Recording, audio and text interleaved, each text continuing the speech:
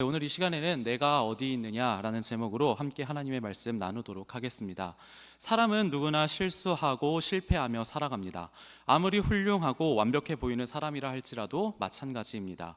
그런데 자신의 실수와 실패를 드러내고 싶어 하지는 않습니다. 그것이 작든 크든 그 잘못을 드러내는 것을 부끄러워하고 두렵기 때문입니다.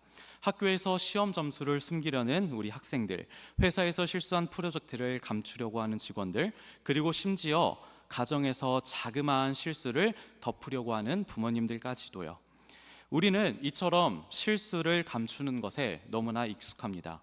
실수를 감춘다면 그 순간에는 너무나 편안한 마음을 느낍니다. 하지만 시간이 지나면 지날수록 그 마음 속에서는 불안함과 죄책감이 더욱 커져만 갑니다. 중요한 것은 이 실수 앞에서 이 문제를 어떻게 다루느냐에 있습니다. 오늘 말씀 속에서 아담과 하와는 하나님의 소리를 듣고 하나님을 피하여 나무 사이에 숨고 있습니다. 왜 이들은 하나님의 음성을 듣고 하나님을 피하고 있었나요? 선악과를 먹지 말라는 하나님의 명령에 순종하지 못하였고 그들 가운데에 죄가 들어왔기 때문이었습니다. 죄로 인하여서 아담과 하와는 하나님을 피합니다. 자신들을 숨기기 위해서 나무 사이에 숨어버렸습니다. 그때 하나님께서는 그런 아담을 향하여 내가 어디 있느냐라며 찾습니다.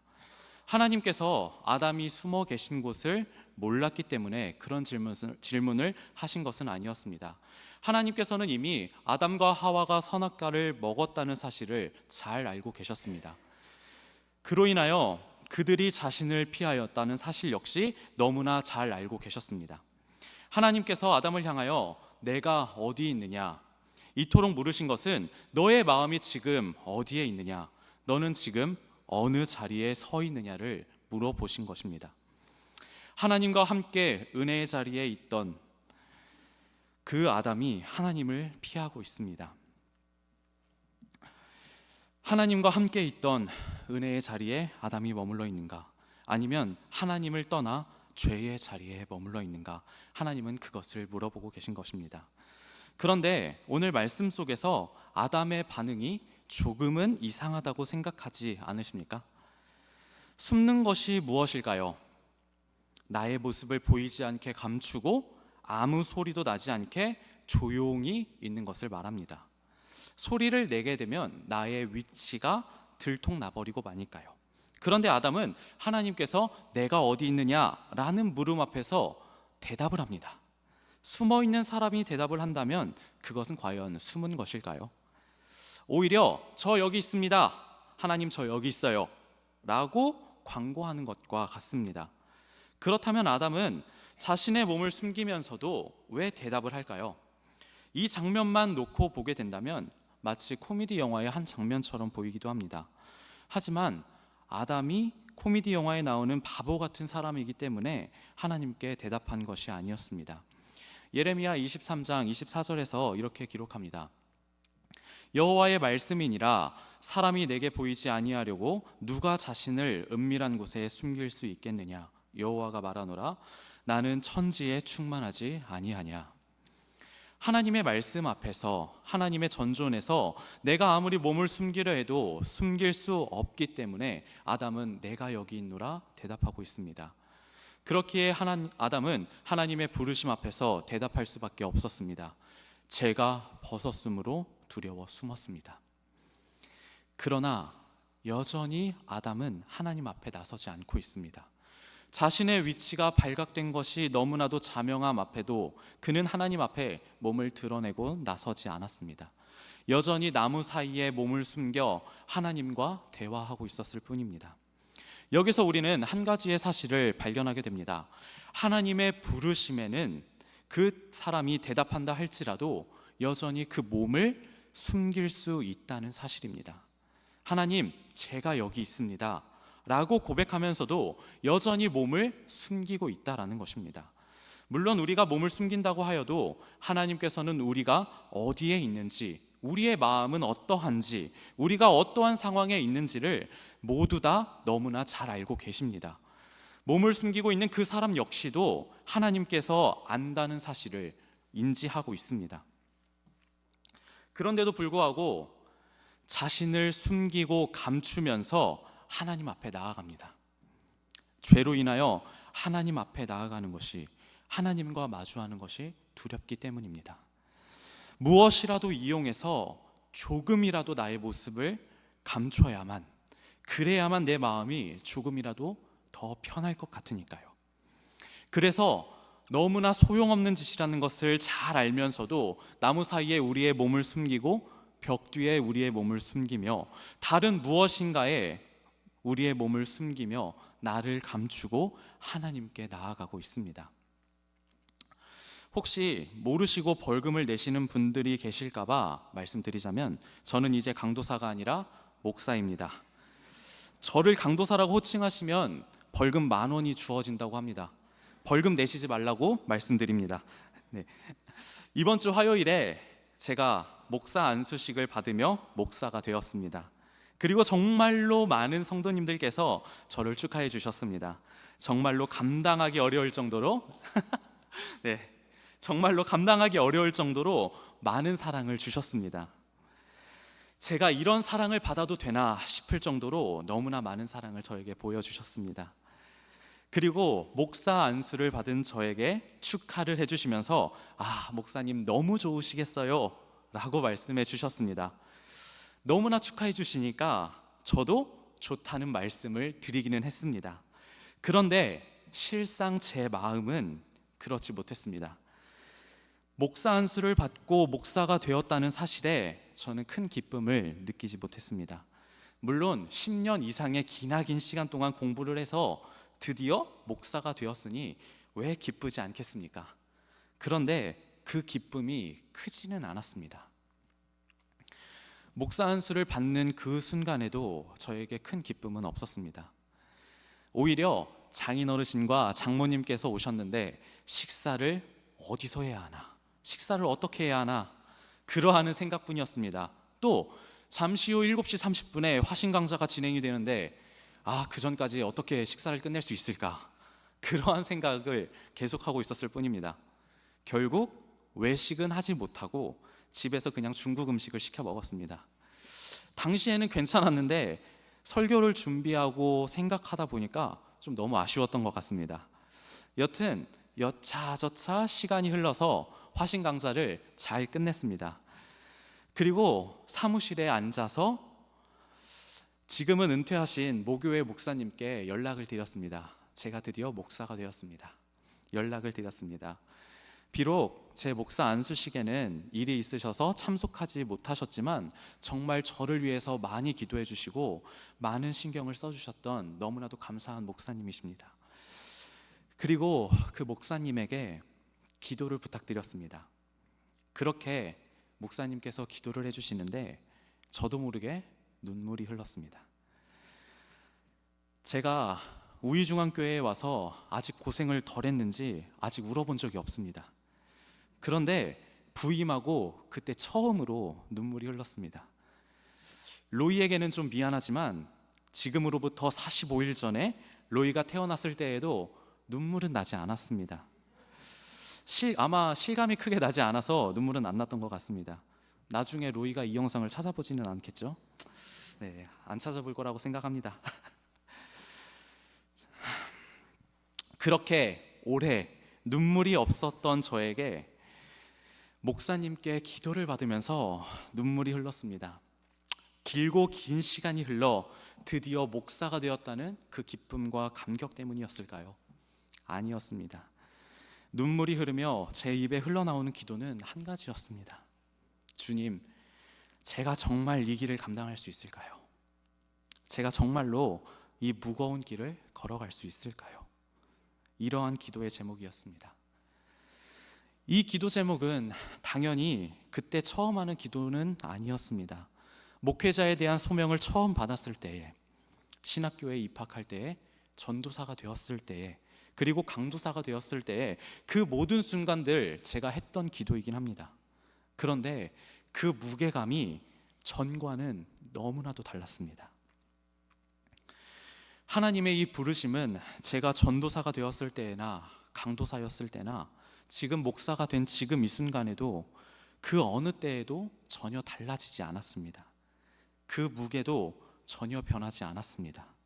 하지만 제가 지금 느끼고 있는 이 무게감은 너무나도 달랐습니다. 그렇게 하나님 앞에 기도하며 저는 한 가지 사실을 깨달을 수가 있었습니다. 제가 지금 이토록 무거움을 느끼는 그 이유는 목사라는 직책이 주는 무게감은 아니었습니다. 무게감이 그토록 달랐던 이유는 그 전까지는 제가 숨어 있었기 때문이었습니다. 하나님께 나아간다고 고백하면서도 나를 숨기고 있었습니다. 하나님 앞에서 나의 몸을 계속해서 숨기고 있었기 때문에 그 사실에 만족하고 안심하며 살아왔습니다. 전도사니까 이 정도만 해도 괜찮아. 강도사니까 이 정도만 하면 괜찮아. 이렇게 전도사라는 가면을 가지고 강도사라는 가면을 쓰고서 나의 연약한 부분들을 계속해서 하나님 앞에 가리고 다녔습니다. 하나님은 그때나 지금이나 여전히 저에게 묻고 계십니다. 내가 어디 있느냐? 너의 마음은, 너의 진심은 지금 어디를 향하고 있느냐? 그 물음 앞에서 저는 종종 전도사라는 가면을 뒤집어 쓰고 강도사라는 가면을 뒤집어 쓰고 하나님 앞에 나아갔습니다. 그리고 하나님께 충성하지 못하는 갖가지 이유와 변명들을 만들어내기에 급급했습니다. 제가 부담감을 느끼는 것은 다른 것이 아니었습니다. 이제 더는 나를 숨기지 못한다는 사실을 깨달았기 때문입니다. 전도사라는 가면과 강도사라는 가면이 깨져버렸기 때문입니다. 이제는 그 무엇으로도 나를 가리지 않고 하나님 앞에 나아가야 할 때라는 것을 깨달았기 때문입니다. 솔직히 저는 아직까지 이 목사라는 호칭이 너무나 무겁게만 느껴집니다. 성도님들께서 저를 향하여 목사님이라 불러주실 때마다 너무 감사하면서도 마음의 부담감이 참 크게 다가옵니다. 그런데 저는 이 마음의 부담감을 잊어버리고 싶지 않습니다. 목사라는 직책에 대해서 무거움을 느끼지 못하는 순간이 온다면 아마 그때의 저는 또 다른 가면이나 벽을 만들고 하나님께 나의 모습을 숨기고 있는 모습일 테니까요. 나를 가리지 않고 하나님 앞에 나아간다는 것은 정말로 어렵고 힘든 일입니다. 영광스러운 그분 앞에 서면 우리들은 자꾸만 무엇인가로 우리의 몸과 얼굴을 가리고 하나님과 대화하고 싶어집니다. 하나님 앞에 나아가고는 싶은데 무엇인가를 이용해서 자꾸 나의 얼굴을 가리고 나의 몸을 가리고 싶어집니다. 나만의 벽을 세우고 하나님에 나아가고 싶어합니다. 그렇다면 우리가 이처럼 하나님께 나아갈 때에 우리의 몸을 가리고 나아가는 것이 잘못된 것일까요? 잘못된 것이라면 왜 잘못되었을까요? 혹시 여러분들은 예수님께서 십자가에서 죽으신 직후에 어떠한 일들이 일어났는지 기억하십니까? 가장 먼저 일어났던 일은 성소의 휘장이 위에서 아래로부터 찢어진 것입니다. 예수님께서 십자가에서 자신의 육체를 찢으심으로 휘장을 찢으셨습니다. 하나님과 우리 사이를 가로막고 있던 너무나도 두꺼웠던 휘장이 찢어졌습니다. 성소에 있던 휘장이 얼마나 두꺼웠는지 여러분들은 아십니까? 성경에는 정확하게 기록이 되어져 있지는 않지만 대략 10cm에서 15cm의 두께를 지니고 있었다고 합니다. 이 정도의 두께랍니다. 이 정도의 두께를 가지고 있는 휘장이 찢어진 것입니다. 이를 사람의 힘으로 찢을 수 있을까요? 여름용 셔츠의 두께가 약 0.2mm라고 합니다. 이 얇은 셔츠조차도 사람의 힘으로 찢는 것은 굉장히 어려운 일입니다. 그런데 하나님과 우리 사이를 가로막고 있던 성막 휘장의 두께가 무려 10cm 이상이라는 겁니다. 우리와 하나님을 막고 있던 그 벽이 이토록 두꺼웠다는 이야기입니다. 하지만 하나님께서는 그런 모습과 상황을 보시며 전혀 기뻐하지 않으셨습니다. 하나님께서는 아무런 장애물도 없이 우리에게 찾아오고자 하셨습니다. 아무런 장애물도 없이, 아무런 방해도 없이 우리들과 만나고 싶어 하셨습니다. 그렇기 때문에 예수 그리스도의 죽으심으로 휘장을 찢으시며 우리에게 다가오셨습니다. 그리고 우리를 찾으시며 우리에게 말씀하십니다. 너는 어디에 있느냐? 그런데 오늘 우리들의 모습은 어떻습니까? 하나님께서 친히 찢으신 그 휘장보다 더욱더 두꺼운 벽을 만들어 거기에 몸을 숨기고 하나님께 나아갑니다. 그러면서 나는 하나님께 나아가고 있노라 고백하고 있습니다. 하나님을 만나려 하지 않습니다. 하나님께 나아가고 있다는 그 사실 하나만으로 만족하려고 합니다. 나와 하나님 사이에 어떠한 장애물이 있든지 그것은 우리에게 중요한 것이 아닙니다. 내가 하나님께 나아가노라, 나아가기만 하면 된다는 그 사실 자체로 만족하며 살아갑니다. 만약에 오늘날 우리들에게 그러한 모습이 있다면 도대체 바리새인들과 무엇이 다를까요? 바리새인들의 믿음과 생각은 어떠한 것이었습니까? 나는 하나님께 나아가고 있다. 나는 누구보다 하나님의 말씀을 잘 듣고 하나님의 말씀을 잘 지키는 사람이다. 자신하지 않았습니까? 다른 누구도 구원을 받지 못해도 나는 구원을 받는 자라는 분명한 확신을 가지며 그들은 살았습니다. 그런데 실상은 어떠했습니까? 그 누구보다 예수님에게 많은 책망을 받았습니다. 그들의 고백처럼 그들은 분명히 하나님 앞에 나아갔습니다. 하지만 그들은 율법과 자신의 의로움을 앞세웠습니다. 하나님을 보려 하지 않고 율법이라는 큰 벽을 만들어 율법만을 바라보았습니다.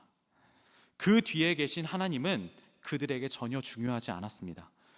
또한 자신의 의로움이라는 거울을 내세워 하나님을 바라보지 않고 거울에 비친 자신의 모습만을 바라보았습니다.